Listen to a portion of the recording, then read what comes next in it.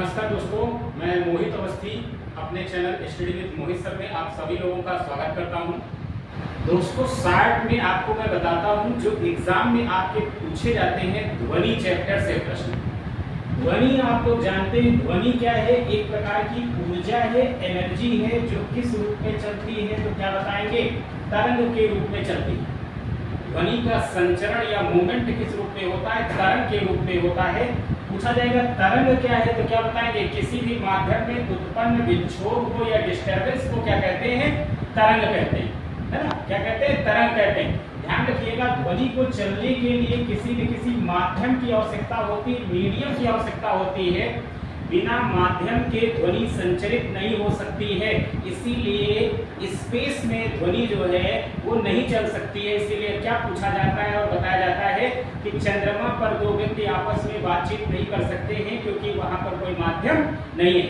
और ध्वनि की चाल सबसे अधिक किसमें होती है? ठोस में। और सबसे कम किसमें होती है? गैस में।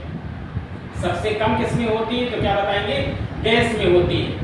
ध्यान रखिएगा, जो ध्वनि तरंगे हैं वो कितने प्रकार की होती है, तो क्या बताएंगे? 3 प्रकार की होती हैं। एक क्या होती है? अवश्रव्य होती है। क्या होती है? अवश्रव्य, इंफ्रासोनिक। दूसरी क्या होती है, तो क्या बताएंगे? श्रव्य यानी सोनिक। और तीसरी क्या होती है, तो क्या बताएंगे? पराश्रव्य होती है यानी अल्ट्रासोनिक। इनकी जो रेंज होती है 0 से 20 हर्ट्ज तक होती है और श्रव्य की 20 से लेकर के 20,000 हर्ट्ज तक होती है। और 20,000 हर्ट्ज से जो अधिक होती हैं उन्हीं को क्या कहा जाता है? पराश्रव्य। इनको अवश्रव्य को मनुष्य के कान नहीं सुन सकते हैं, लेकिन अवश्रव्य को जैसे इंफ्रासोनिक को चींटी है, कुत्ता है, बिल्ली है, सांप है, ये महसूस कर सकते हैं। हार्ट बीट के समय उत्पन्न होने वाली कौन सी है ध्वनि तरंगे? यही अवश्रव्य।